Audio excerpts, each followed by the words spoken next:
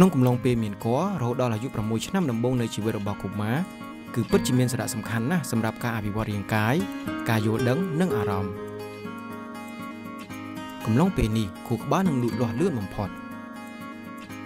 ตามปัจการสเปียรอยในคู่บ้านระบอบกุม้าคืออภิวัตในจนเล่าพิเปจับกำน้าเราดอประมวยชั้น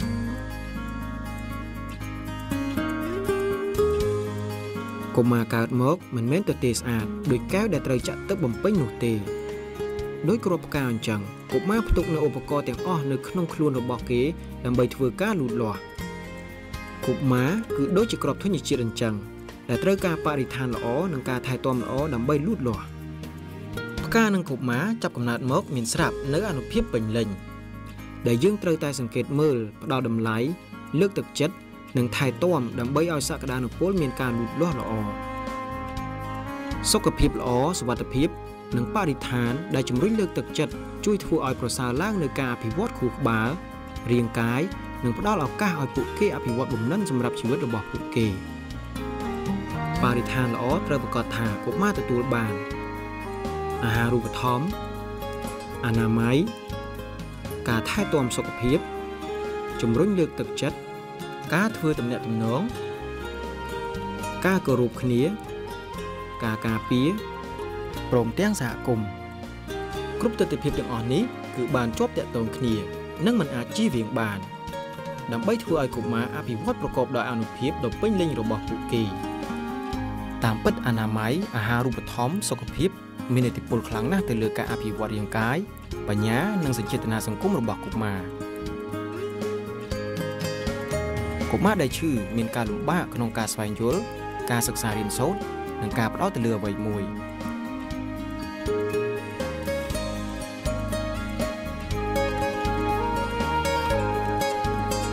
การถ่ายตัวมนสำราญหลังกราวสำราญเป็นสาระสำคัญจำพวกสตรีคืออาจดังเปียยุไตพวกให้หนึ่งง่ายคายสำราญสถานเพียบตูเตอร์หรือบ่สกปรกมาได้หนึ่งตีรุในขนมไตดังปีสัญญากรุธนะโดยเชียเวียบุ่มร้องนังกราบเพลิงกวาดตัวบานเจ็ดได้หนึ่งน้ำตำแหลกรูนเจ็ดได้ไก่สับกรอบให้ตัวน้ำเตตนกปีดองขนมเปเมียนไตปวกตัวกาจะตัวกาเพื่อแต่เชียมเดือดซากาสงัดจูนกวาดโดยสมัครจัดอบรมสกปรกหรือก็อาหารรูปธรรมปัจจัยจำพวกสตรีอนามัยครวนปราณเป็ดชมกนักปีนักสตรีมีเตยปูโดยเชียกาวว่าตำเงินมาได้กาวว่าสัมปิดเชียมกาวว่าตำเงินตีรั้วกาทอดเอโก้กาปีนักพนักมาได้กาวว่าชิบจอระบามาได้กาปีนักก้าหามจืดสัญญาโคตรต่างอ้อมทั้งได้ยืนถือดังมนทาเพียนถือมีการเมียนจำปูเนี่ยเมียนเตยปูนังโดยเชียมีกระดาษครูนเมียนการเจ็บตะครูเมียนการแผลเชียมเมียนชื่อกระบาลเมียนสระบังพแนกนักเมียนหางเจิง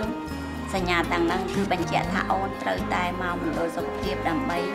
ปีนัดสกปรกระบบโอนนะโอนดังปีสัญญาต่างอ้อนั่งหายคือสัญญาครูขณะในเปเมียนเตยปูสตรีได้เมียนเตยปูเมียนจุบะไรหนึ่งผักสรานักเมียนพอลปักปอลตื่นดอลติรุในขนมเตยโดยเชียโกนสลับในขนมปูเงยหลุดลูดโกนการเหมือนกรุบคล้ายคั่วกบ้านมันรีหลุดล้อโดยชนะสตรีแต่งไล่กลัวแต่เชียเวียงในกาจุบะไรหนึ่งผักสราในเปเมียนเตยปู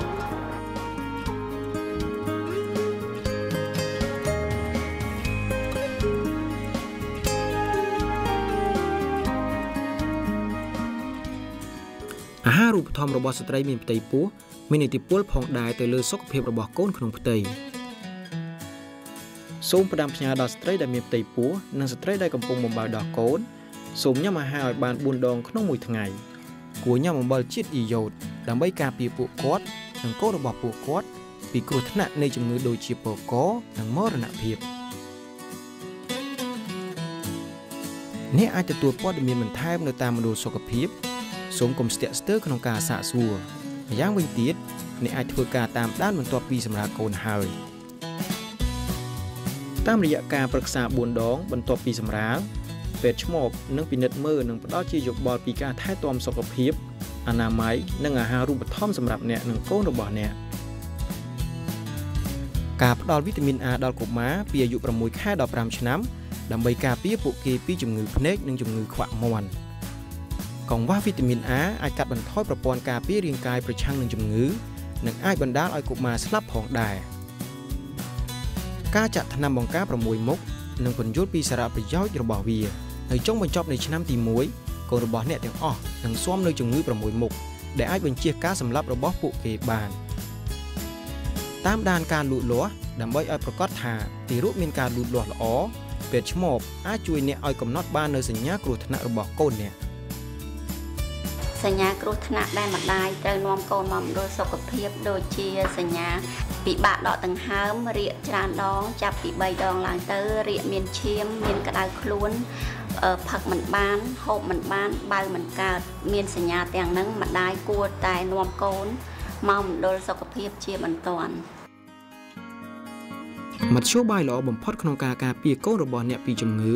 និងកាត់បន្ថយការចំណាយលើសេវាសុខភាពព្រមទាំងប្រកាសថាកូនរបស់អ្នកមានសុខភាពល្អទាំងផ្នែករាងកាយនិងខួរក្បាលគឺការផ្ដល់នូវអាហារដែលសមស្របទៅនឹងកម្រិតអាយុរបស់គេ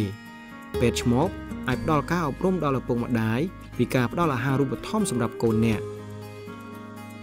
សារៈប្រយោជន៍នៃការបើកូនទឹកដោះម្ដាយនឹងមានសារៈសំខាន់ខ្លាំងណាស់ព្រោះទឹកដោះម្ដាយនឹងមានសារជាតិចិញ្ចឹមគ្រប់គ្រាន់គឺមានពពួកជាតិដែកជាជាតិ A ហើយនិងពួកប្រូតេអ៊ីនដើម្បីការពារជំងឺផ្សេងដូចជាជំងឺរាកជាដើមផលចំណេញរបស់កូនមួយទៀតទាក់ទងទៅនឹងការបោកទឹកដោះម្ដាយហ្នឹងគឺសុខភាពល្អកម្លាំងខ្លាំងក្លាបំណាឆ្លាតរៀងវៃដែរហើយកណាបានទទួលទឹកដោះម្ដាយហ្នឹងកូនហ្នឹងវាការចលនារបស់ពោះវាណាធ្វើឲ្យអាចប្រេឆាប់ចេញចាទារកកើតភ្លាមបោកភ្លាមធ្វើឲ្យម្ដាយនឹងឆាប់ធ្លាក់អារ៉ូបេសុកធ្លាក់កាត់បន្ថយការធ្លាក់ឈាមនិងធ្វើឲ្យកុមារមានសុខភាពល្អមានបញ្ញាវាងវៃមិនមានជំងឺច្រើនចាតាមពិតទៅគឺទឹកដោះអត់អាចមានទឹកដោះនឹងអត់មានជូរផ្អូមទេមានក្រពេញមួយដើម្បីផ្ទុកទឹកដោះនឹងទុកសម្រាប់ឲ្យទារកនឹងអត្ថប្រយោជន៍នៃការបំបើដោយទឹកដោះម្ដាយនឹងវាមានផលប្រយោជន៍ចំណេញថវិកាដូចជាម្ដាយនឹងបំបើកូនដោយទឹកដោះសុទ្ធចាប់ពីកើតមកដល់6ខែធ្វើឲ្យពជាកណើតដោយតារបៀបធម្មជាតិបានអាហារដែលយើងត្រូវផ្ដល់ឲ្យកុមារចាប់ពីកូន0ខែដល់2ឆ្នាំយើងត្រូវដូចជាកូនទើបនឹងកើតរហូតដល់6ខែម្ដាយត្រូវបំបើដោយទឹកដោះសុទ្ធមិនបន្ថែមចំណីអាហារពីលើទេចាប់ពី6ខែឡើងទៅបើយើងត្រូវឲ្យអាហារបន្ថែមគឺបបរពិសេសខាប់នេះដែលមានលាយសាច់ត្រីបន្លែប្រេងឆាផងដែរណាហើយ6ខែឡើងគឺត្រូវឲ្យមួយថ្ងៃ2ដងម្ដង2ទៅ3ទៅព្រាបបាយដល់ពេល7 8ខែនេះគឺក៏យើងឲ្យអាហារបបរពិសេសខាប់នេះដែរដែលមានលាយសាច់ត្រីបន្លែប្រេងឆានេះដែរ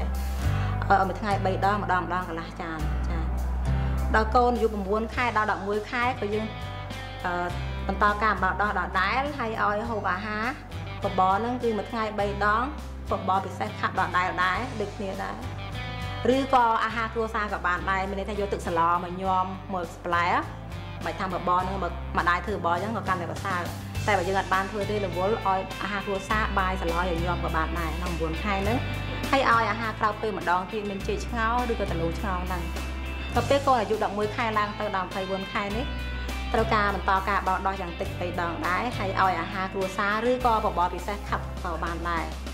ចានៅក្នុងអាយុ12ខែឡើងនេះព្រោះកូនធំហើយដើម្បីឲ្យការវិវត្តរបស់ខួរក្បាលនិងបញ្ញាផងដែរត្រូវការអាហារទាំងអស់នេះ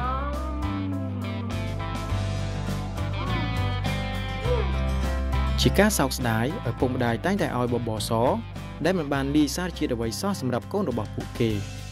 ម្យ៉ាងវិញទៀតឪពុកម្ដាយតែងតែផ្ដល់អាហារសម្រន់ដែលប៉ះពាល់ដល់សុខភាពរបស់កូនអាហារសម្រន់ទាំងនេះអាចជំនួសដោយអាហារដែលធ្វើឲ្យមានសុខភាពល្អដូចជាផ្លែឈើដែលចំណាយប្រាក់ដោយអាហារសម្រន់ដែលប៉ះពាល់ដល់សុខភាពដែរអាហារដែលធ្វើឲ្យមានសុខភាពល្អត្រូវមានផ្ទុកនៅប្រភេទអាហារ3ក្រុម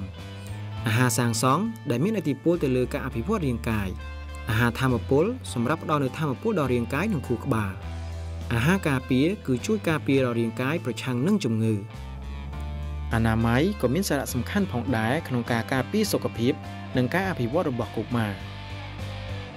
ដូច្នេះលើកទឹកចិត្តកូនរបស់អ្នកឲ្យសម្អាតដៃធ្មេញរាងកាយនិងពាក់ស្បែកជើងដើម្បីកាត់បន្ថយគ្រោះថ្នាក់នៃការឆ្លងមេរោគទៅគ្រួសាររបស់អ្នកត្រូវញ៉ាំទឹកឆ្អិនលាងសម្អាតផ្លែឈើបន្លែនិងសម្ភារៈសម្រាប់ចម្អិនហាន់ឬកាត់អាហារនៅលើជ្រុញស្អាតចម្អិនសាច់និងត្រីឲ្យឆ្អិន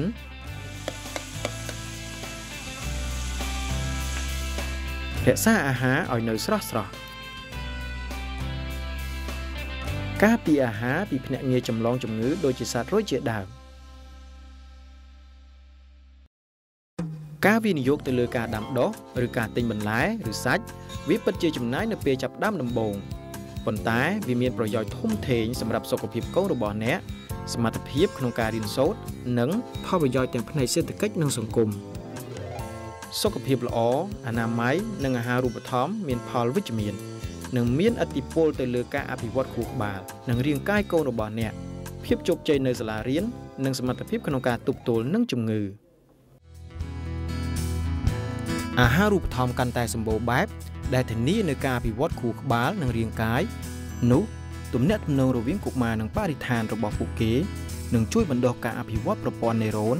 បញ្ញានិងសញ្ចេតនាសង្គមអូនមិនដែរអត់អីទេអូនសុខភាពល្អអូននិងកូនសុខភាពល្អណាកូនមិនហើយកូនប្រាប់ប៉ាមើលអត់អីទេគួរដែលមានសុខភាពល្អអាចដឹងមានប្រតិកម្មការរំញោចប៉ះសម្លេងរសជាតិនិងមានភាពសកម្មក្នុងការស្វែងរកការរំញោចនោះចាប់ពីពេលមានគួរមកអ្នកអាចជំរុញលើកទឹកចិត្តដល់ការធ្វើទំនាក់ទំនងនិងការអភិវឌ្ឍខួរក្បាលរបស់ទារកក្នុងផ្ទៃទោះបីជាទើបនឹងកាត់ក៏ដោយកុមារអាចទទួលបាននូវទំនាក់ទំនងសញ្ចេតនាអារម្មណ៍តាមរយៈការសម្លឹងកែភ្នែកញញឹមការធ្វើកាយវិការនិងការបង្ហាញភាពរីករាយសញ្ចេតនាដំបូងការសន្ទនាជាមួយភាសាកាយវិការអ្នកខ្លះនិយាយថាវាជាការអត់ប្រយោជន៍ក្នុងការនិយាយទៅកាន់ទារកនិងកុមារតូចវាគឺជាការត្រឹមត្រូវពីព្រោះពួកគេមិនទាន់ចេះនិយាយទេប៉ុន្តែពួកគេត្រូវការបង្រៀននិងបង្ហាញពួកគេនៅភាសាខណៈពេលដែលលេងជាមួយពួកគេពន្យល់ពីសកម្មភាពរបស់ពួកគេកូនអើយគេម៉ែកូនពាក្យពេចន៍ដែលផ្ដោតដោយមនុស្សពេញវ័យនឹងជួយកុមារបង្ហាញនៅអារម្មណ៍និងគំនិតរបស់ខ្លួនជាបន្តបន្ទាប់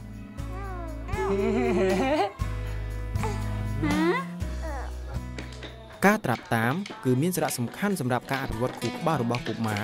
ការនិយាយនិងសញ្ចេតនាសង្គមដូចជាទំនាក់ទំនងល្អរវាងអ្នកថែទាំកុមារនិងកុមារអរគុណភាសាដែលនឹងជួយកុមារបង្កើតសមត្ថភាពទំនាក់ទំនងធ្វើឲ្យគេស្គាល់ខ្លួនឯងកាន់តែច្បាស់វាគឺចាំបាច់ក្នុងការអភិវឌ្ឍការគ្រប់គ្រងអារម្មណ៍ការរៀបរយការខឹងនិងការគ្រប់គ្រងឥរិយាបថរបស់ពួកគេតាមរយៈការធ្វើទំនាក់ទំនងផ្សេងៗកុមារនឹងមានបទពិសោធន៍គ្រប់ប្រភេទពីច្បាប់សង្គមការដឹកនាំកិច្ចសហប្រតិបត្តិការការតាមដានកុមារនឹងមានបទពិសោធន៍នឹងរៀនពីការរងចាំការចែករំលែកការធ្វើសេចក្តីសម្រេចចិត្តការចរចាការឆ្លោះប្រកែកសាមគ្គីភាពនិងការគោរពគ្នាទាំងអស់នេះគឺជាមូលដ្ឋានគ្រឹះបំណិនជីវិតដើម្បីវិវត្តទៅរកភាពសុខដុមរមនាជាមួយបរិស្ថានមនុស្សរបស់ពួកគេគ្រោះថ្នាក់អាចកើតឡើងគ្រប់ទីកន្លែងឪពុកម្ដាយនិងសហគមន៍គួរតែការពារកូនពីគ្រោះថ្នាក់ពួកគេគួរបង្ហាញដែនកំណត់ត្រឹមត្រូវនិងគ្រោះថ្នាក់ដែលអាចកើតមានឪពុកម្ដាយដើរតួជាគំរូល្អសម្រាប់កូនរបស់ពួកគេគួរតែការពារកូនពីសកម្មភាពគ្រោះថ្នាក់និងណែនាំពួកគេឲ្យធ្វើអ្វីមួយដែលមិនមានគ្រោះថ្នាក់ដើម្បីធានាឲ្យមានបរិស្ថានមួយប្រកបដោយសុវត្ថិភាពមនុស្សពេញវ័យត្រូវដាក់កម្រិតដើម្បីកំណត់ពីអាកប្បកិរិយារបស់កុមារហើយកុមារអាចលេងនិងធ្វើការស្វែងរកដោយសេរីនិងមិនធ្វើឲ្យខ្លួនឯងឬអ្នកដទៃមានគ្រោះថ្នាក់យើងមិនត្រូវបង្ហាញពីភាពខឹងសម្បារចំពោះកុមារដែលមិនគោរពទៅតាមវិន័យកូនធ្វើអីហ្នឹងកូនអានឹងគ្រោះថ្នាក់ណាកូនណាម៉ាក់ធ្លាប់ប្រាប់កូនហើយអត់អាចគ្រប់ចឹងលេងបានទេធ្លាប់ប្រាប់ម្ដងហើយមែនអត់ចឹងឈប់លេងទៅទេមនុស្សធំគួរតែតឹងរឹងនិងពន្យល់ពីវិន័យទាំងនេះ ដើម្បីឲ្យកុមារគោរពវិន័យទាំងនេះ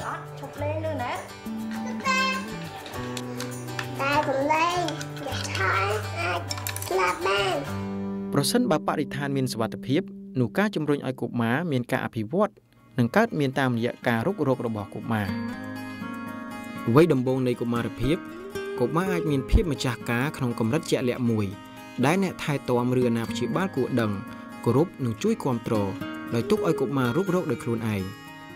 ដោយក្នុងបរិស្ថានប្រកបដោយផាសុកភាពនិងការថែទាំដើម្បីលើកទឹកចិត្តកុមារក្នុងការរុករកស្វែងរកនិងរៀនសូត្រមានអាត្មាសូមលើកយកពុទ្ធប្រវត្តិត្រង់ឋានភាពដែលព្រះសម្មាសម្ពុទ្ធឧទាហរណ៍ជាស្ដែងព្រះសម្មាសម្ពុទ្ធព្រះបរមគ្រូជាម្ចាស់នៃយើងព្រះអង្គលោកនៅតែក្នុងព្រះបរមរាជវាំងទេដោយហេតុថាព្រះអង្គជាកូនស្ដេចព្រះអង្គរស់នៅក្នុងព្រះបរមរាជវាំងស្គាល់តែពីការសប្បាយនៅក្នុងព្រះបរមរាជវាំងហ្នឹងអត់ដឹងណែអ្វីដែលជាពិតប្រាកដទេដូច្នេះយើងមើលទៅតួអង្គព្រះសម្មាសម្ពុទ្ធយើងមើលទៅតួអង្គព្រះសម្មាសម្ពុទ្ធដោយហេតុតែព្រះអង្គលោកចង់ចេញទៅខាងក្រៅហើយមានប្រអិនមកនិមិត្តខ្លួនទៀតមកជួយទៀតលោកមកនិមិត្តឲ្យឃើញមនុស្សចាស់មនុស្សឈឺមនុស្សស្លាប់នឹងភេទអ្នកបួសទៅព្រះអង្គលោកពិចារណាមិនបានដិតដល់ទៀតអត់យល់ទៀតសួរទៅអាមាត្យទៅអាមាត្យប្រាប់ថាមនុស្សនឹងមនុស្សចាស់មនុស្សឈឺមនុស្សស្លាប់នឹងភេទអ្នកបួសដោយសារតែនៅក្នុងតែព្រះបរមរាជវាំងអត់បានដឹងអីទេអញ្ចឹងទាល់តែសួរទៅនាយសារថីពិចារណាឲ្យទៅព្រះអង្គកើតសង្វេគព្រះអង្គចេញទៅសាងបំភ្នោះការទី3ឪពុកម្ដាយក៏បីនាំកូន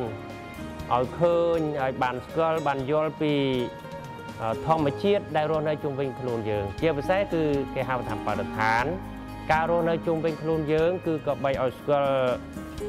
តម្លៃនៃការរស់នៅល្អតាមពិតឪពុកម្ដាយគ្រូបង្រៀននិងអ្នកថែទាំគឺជាអ្នកទទួលខុសត្រូវក្នុងការបង្កបរិយាកាសអំណោយផលដល់កុមារទាំងនៅផ្ទះសហគមន៍និងសាលារៀនតែនិយាយធ្វើឆ្មៅឲ្យចៅហ្នឹងណាធ្វើស្អាតកុមារតូចៗជារឿយគឺត្រៀមជាស្រេចដើម្បីចូលរួមក្នុងសកម្មភាពជាច្រើននៅតាមផ្ទះនិងសហគមន៍ពួកគេចូលចិត្តរៀនតាមរយៈការសង្កេតនិងការចូលរួមវានឹងគេជីជក់មួយណាពេលខ្លះទៅម្ដាយឪពុកមិនសូវបានយកចិត្តទុកដាក់ចំពោះកូនប៉ុន្មានពេកទេដោយសារតែខិតខំបំពេញការងារខាងក្រៅឬក៏របរចិញ្ចឹមជីវិតផ្សេងធ្វើយ៉ាងណាម្ដាយឪពុកនឹងក៏បីឆ្លៀតពេលវេលាបានច្រើនដើម្បីថ្នាក់ថ្នមកូនរបស់អង្អែលកូនដើម្បីឲ្យកូននឹងមានភាពកក់ក្ដៅច្រើនតាមពិតឪពុកម្ដាយអាចជួយកុមារបានច្រើនតាមរយៈការនិយាយជាមួយនិងស្ដាប់កូនរបស់គាត់ក្នុងជីវភាពប្រចាំថ្ងៃមានម៉ានឆ្លាញ់នឹងមានម៉ាននេះប៉ុណ្ណឹងម៉ានមើលទៅដៃមួយម៉ាក់មើលតិចមើលដៃមួយមើលប៉ុណ្ណាអូយហើយចុះលពៅមានច្រើនមានតិចកូនមើលលពៅមានច្រើនមានតិចប៉ាមិនចានេះអ្នកគ្រូឪពុកម្ដាយនិងអ្នកថែទាំឬអាណាព្យាបាលអាចជួយកុមារឲ្យផ្ដោតលើការយកចិត្តទុកដាក់របស់ពួកគេនៅពេលដែលបង្ហាញអ្វីមួយសួរសំណួរបង្ហាញការចាប់អារម្មណ៍លើអ្វីមួយសំណួររបស់មនុស្សធំអាចធ្វើឲ្យកុមារផ្ដោតការយកចិត្តទុកដាក់ជួយឲ្យអភិវឌ្ឍការគិតបំណិនសង្កេតនិងការស្រមើស្រមៃវាក៏មានសារៈសំខាន់ផងដែរដែលផ្ដល់តម្លៃនិងឆ្លើយតបទៅនឹងសំណួររបស់ក្មេងៗ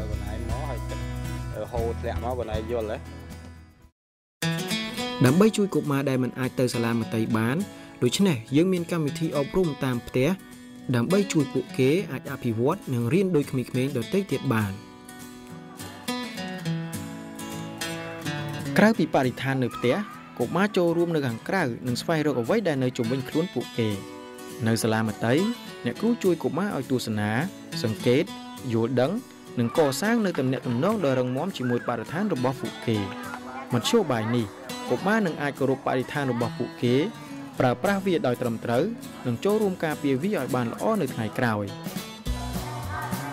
គ្រូដូចជាឪពុកម្ដាយដែលពួកគេអាចធ្វើឲ្យកុមារស្វែងរកនិងរៀនសូត្រអំពីសំណង់ដូចជាវត្តអំពីសាសនានិងពុទ្ធប្រវត្តិអំពីពិធីបុណ្យប្រពៃណីគ្រូដូចជាឪពុកម្ដាយដែលធ្វើឲ្យកុមារស្វែងរកនិងរៀនសូត្រផងដែរអំពីធម្មជាតិដូចជាដើមឈើផ្កាអាកាសធាតុសត្វឈ្មោះរបស់វាលក្ខណៈពិសេសអាហារដែលពួកវាស៊ីនិងរបៀបថែទាំ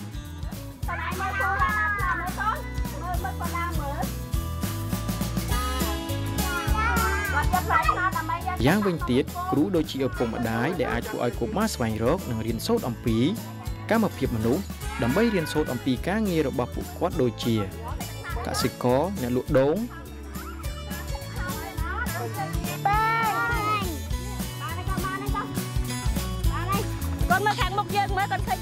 តាមរយៈការទស្សនាសង្កេតគ្រូលើកទឹកចិត្តកុមារឲ្យរៀនសូត្រខណៈពេលដែលកំពុងសង្កេតការសួរសំណួរការប៉ះការស្រង់ក្លិនពីបរិស្ថានកូនស្នោតហ្នឹងក៏ក្រើមឯងក៏រលោងនេះក្រើមមើលកូនស្ទាបមើលក្រើមអត់ក្រើមគ្រូគ្រប់គ្រងផងដែរនៅសមត្ថភាពរបស់កុមារក្នុងការប្រើប្រាស់នៅអ្វីដែលអាចធ្វើបាននៅក្នុងបរិស្ថានរបស់ពួកគេនិងសហគមន៍ដើម្បីបង្កើតនៅអ្វីដែលពួកគេត្រូវការឧទាហរណ៍ពួកគេអាចជួយកុមារប្រើប្រាស់ស្លឹកឈើផ្កាដុំគ្រួសរំពាត់ខ្សាច់ដើម្បីបង្កើតជាខ្សែកលបែងនិងគំនូរនេះគឺជាការអភិវឌ្ឍសម្រាប់នៅបំណិនច្នៃប្រឌិតផងដែរកុមារនឹងមិនត្រឹមតែឃើញស្លឹកឈើពួកគេអាចឃើញពីចម្ងាយ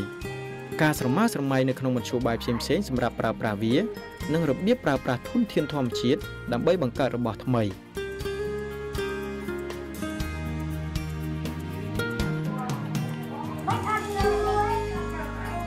កុមារត្រូវការឲ្យអ្នកថែទាំឬអាណាព្យាបាលរបស់ពួកគេទទួលស្គាល់និងផ្ដល់តម្លៃលើគំនិតការច្នៃប្រឌិត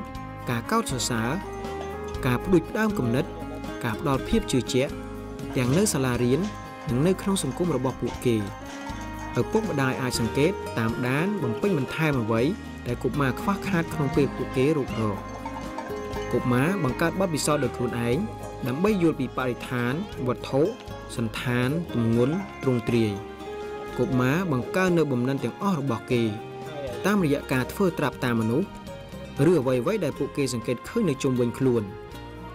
តាមរយៈការត្រាប់តាមទាំងនេះនិងតាមការលេងពួកគេអាចយល់ពីបរិស្ថានរបស់ពួកគេអាចបង្កើតនូវគំនិតថ្មីៗនិងស្វែងរកដំណោះស្រាយការលេងគឺជាការងារមួយសម្រាប់កុមារ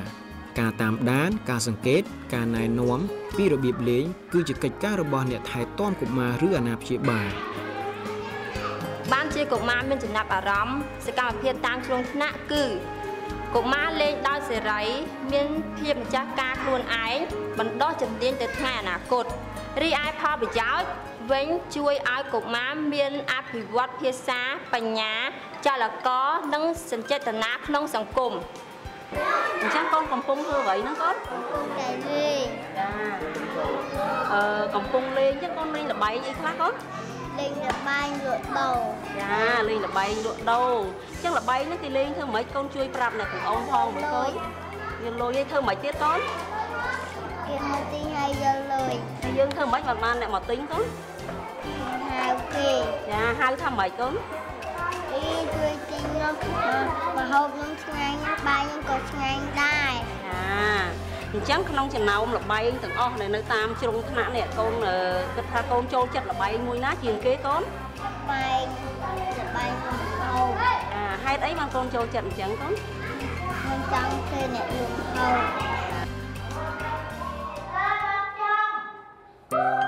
នៅសាលាមត្តេយ្យអ្នកគ្រូមានបច្ចេកទេសគរុកោសល្យល្អសកម្មភាពនិងសម្ភារៈដើម្បីជួយកុមារឲ្យផ្ដោតលើការយកចិត្តទុកដាក់របស់ពួកគេការលើកជាសំណួរការអភិវឌ្ឍគំនិតនិងចំណេះដឹងរបស់ពួកគេ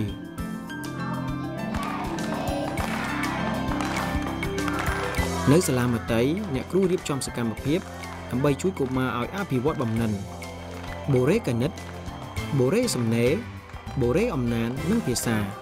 ចលនាដៃចលនាសរុបវិញ្ញាណទាំង5កុមារម្នាក់ៗមានវិធីនិងរបៀបរៀនផ្ទាល់ខ្លួនរបស់ពួកគេក្នុងការរៀនជំនាញទាំងនោះដូច្នេះយើងត្រូវតែគោរពទៅតាមអ្វីដែលពួកគេមានការគោរពនិងផ្ដល់តម្លៃដល់ក្មេងគឺមានន័យថាគឺគោរពនិងសម្របការបង្ហាត់បង្រៀនទៅតាមសមត្ថភាពរបស់ពួកគេកុមារទាំងអស់មិនអាចរៀនពីអ្វីមួយដូចគ្នាក្នុងពេលតែមួយនោះទេគ្មាននរណាម្នាក់ក្នុងចំណោមពួកគេអាចរៀននិងចូលរួមគ្រប់វិស័យក្នុងពេលដូចគ្នានោះទេចំពោះខ្ញុំគិតថាវិធីសាស្ត្រក្នុងការបង្រៀននិងវិធីសាស្ត្រក្នុងការរៀនរបស់កុមារគឺមិនដូចគ្នាទេកុមារមានច្រើនឧទាហរណ៍ដូចជាកុមារខ្លះជាកុមារធម្មតាចំពោះនៅទីនេះ សាលារបស់ខ្ញុំនេះគឺកុមារគាត់ជាកុមារពិការផ្នែកពិការភ្នែកឬក៏តូចថ្លង់ដូច្នេះការរៀនរបស់កុមារគឺមិនដូចនេះទេឧទាហរណ៍ក្មេងខាងពិការគាត់ប្រើជាអក្សរប្រែចំណែកពួកខ្ញុំតូចថ្លង់នេះគឺប្រើជាសញ្ញាដៃហើយឥឡូវកូនដូវាដូយកពណ៌នេះពណ៌លឿងការពណ៌លឿងមួយត្រង់ណាផ្សេងទៀតមើលមានពណ៌ចាត្រូវលើកមុនខ្ញុំគិតថាកូនខ្ញុំពិការភ្នែកហើយពីពិការទាំងរូបរាងកាយពិការទាំងចំណេះដឹងតែបច្ចុប្បន្ននេះខ្ញុំសប្បាយចិត្តត្រង់ថាកូនខ្ញុំពិការតែភ្នែកមែនតែអត់មានពិការចំណេះដឹងទេបាទខ្ញុំគិតថាសាលាមត្តេយ្យនេះផ្នែកកុមារភ្នែកនេះគឺជួយបានច្រើន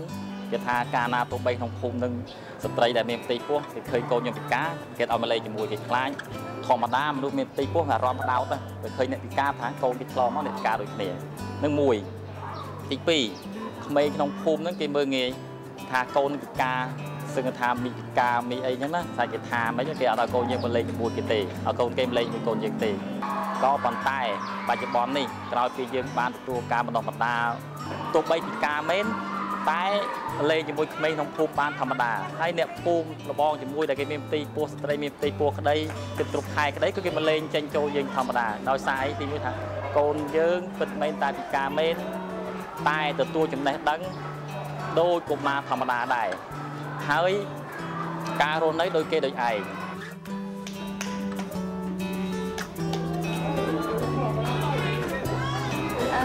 នេះខ្ញុំឈ្មោះទៅសុខា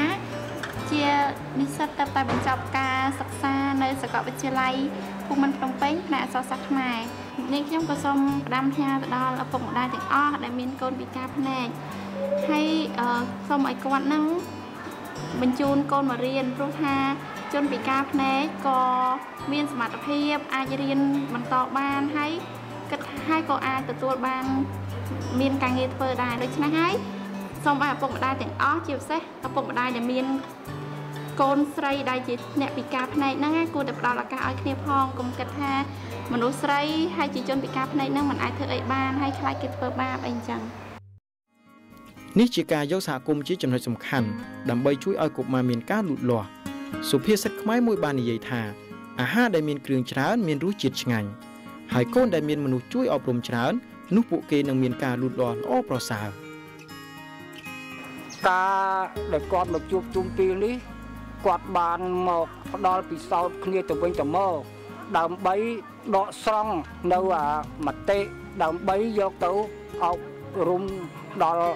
កុមារដែលជាកូនចៅរបស់គាត់ការពិភាក្សាថ្ងៃនេះខ្ញុំមានបទពិសោធន៍ច្រើនដូចថាមានការយល់ដឹងច្រើនការបដូរបទពិសោធន៍គ្នាដូចជាយល់ដឹងអំពីជំងឺរាគហើយនឹងអាហារចំណីលាងត្រូវមានបន្លែអីលាងឲ្យស្អាតមុននឹងយើងយកទៅស្លមានអាចជួយផ្ដល់ដល់ពុកម្ដាយកុមារឲ្យចេះការពារដល់កុមារដែលមានសិទ្ធិ4សិទ្ធិការពារសិទ្ធិរស់រៀនសិទ្ធិចូលរួមនិងអភិវឌ្ឍដោយសុខភាពអាចជួយដល់កុមារបានដោយពីគ្រោះពិភាក្សានិងព្យាបាលនៅរោគសញ្ញាទាំងឡាយដែលម្ដាយនាំកូនមកដោយសុខភាពហើយកុម្ដាយនឹងនាំកូនមកចាក់វ៉ាក់សាំង8មុខហើយក្រោយមកដែលយើងបានរៀនចេះដឹងហើយគឺយើងមានការប្រែប្រួលខ្លួនឯងយើងចេះទុកដាក់ម្ហូបអាហារដាច់ដោយឡែកពីគ្នាចេះប្រើប្រាស់សម្ភារៈហើយយើងដឹងថាបន្លែណាដែលមានជីវជាតិអាចទ្រទ្រង់រាងកាយយើងបានហើយដឹងថាអាហារណាដែលទុកទៅប្រយ័ត្នពេលប្រហែលម៉ោងដែលយើងត្រូវយកមកហូបដែលយើងត្រូវតែចម្អិនហើយយើងដឹងថាទុកដាក់អាហារនោះស្ថិតនៅក្នុងសីតុណ្ហភាពប៉ុណ្ណាទៀតទទួលបញ្ជ្រាបចំណេះដឹងនេះជាទូលាយតែម្ដងហើយនៅថ្នាក់មណ្ឌលសុខភាពយើងមានសេវាហិរញ្ញប្បទានហើយសេវាហិរញ្ញប្បទាននោះក៏យើងមានការលើកលែងបង់ថ្លៃទៅដល់ពួកគាត់អ្នកក្រីក្រហើយជាពិសេសគឺស្ត្រីដែលមានផ្ទៃពោះហើយផ្ទុកមេរោគអេដខ្ញុំបានធ្វើអ្វីដែលសម្រាប់ឲ្យកូនរបស់ខ្ញុំលេងនៅពេលនេះសំខាន់ណាស់ហើយនៅពេលនោះដល់ពេលដែលវាធ្វើឲ្យក្មេងអាចមានបញ្ញាឆ្លៀតឆ្លាតវៃអ្វីដែលខ្ញុំអាចធ្វើបានគឺគៀតសម្រាប់ឲ្យចៅខ្ញុំរៀនដើរទៀតកូនអាយុចាប់ពី3ឆ្នាំទៅសូមញោមញាត ដែលជាពុកម្ដាយនឹងបញ្ជូនកូនឲ្យទៅសាលាមត្តេយ្យដើម្បីឲ្យកូនយើងទទួលការថែទាំអប់រំពីលោកគ្រូអ្នកគ្រូនៅទីនោះឪពុកម្ដាយទាំងអស់គួរតែបញ្ជូនកូនមកសាលាដើម្បីអភិវឌ្ឍខួរក្បាលរបស់ពួកគេនិងអភិវឌ្ឍសង្គមឲ្យពួកគេមានភាពក្លាហានទទួលខុសត្រូវនិងអាចយល់ដឹងអាចចេះពីភាសាខ្លះចាខ្ញុំចង់ផ្ដាំផ្ញើដល់ឪពុកម្ដាយដទៃទៀតដែលមានកូនពិការដូចជាខ្ញុំអញ្ចឹងឲ្យបញ្ជូនកូនមកសាលារៀនអញ្ចឹងកុមារដែលបានឆ្លងកាត់សាលាមត្តេយ្យវាមានការយល់ដឹងច្រើនចាហើយវាមិនខ្លាចសាលាព្រោះវាស្គាល់គ្រូស្រាប់វាស្គាល់សាលាវាមិនខ្លាចសាលាវាមិនខ្លាចគ្រូហើយវាមានភាពរហ័សរហួនក្នុងការគិតក្នុងការសរសេររបស់វាចាកុមារមានវិន័យកុមារមានអាកប្បកិរិយាល្អកុមារមានបញ្ញាលូតលាស់ចាហើយលូតលាស់ផ្នែកទាំងរាងកាយផ្នែកទាំងស្មារតីផ្នែកទាំងបញ្ញាក្រុមឧស្សាហ៍ឃុំខ្ញុំបានរៀបចំគណៈកម្មការកិច្ចការនារីទទួលបន្ទុកកិច្ចការស្ត្រីនិងកុមារដោយយើងសហការជាមួយសហគមន៍ជាមួយមេត្តាបិតាសិស្សជាមួយអាជ្ញាធរគ្រប់លំដាប់ថ្នាក់រួមគ្នាធ្វើការងារធ្វើម៉េចឲ្យការងារកុមារតូចនេះបានដំណើរការបានល្អក្នុងនឹងមានសមត្ថភាពក្រុមប្រឹក្សាឃុំលោកមេភូមិប្រសង់អង្គការមិនមែនរដ្ឋាភិបាលសង្គមស៊ីវិលព្រមទាំងប្រជាពលរដ្ឋទាំងអស់រួមគ្នាធ្វើការងារកុមារនេះឲ្យបានល្អប្រសើរបាទហើយដើម្បីកាត់បន្ថយនៅអត្រាកុមារបោះបង់ចោលសាលាកាត់បន្ថយនៅកុមារខ្លាចសាលារៀនរួមគ្នាធ្វើការងារនេះដើម្បីឲ្យបានជោគជ័យតាមគោលនយោបាយរបស់រាជរដ្ឋាភិបាលដើម្បីកសាងនៅធនធានមនុស្សនៅកម្ពុជា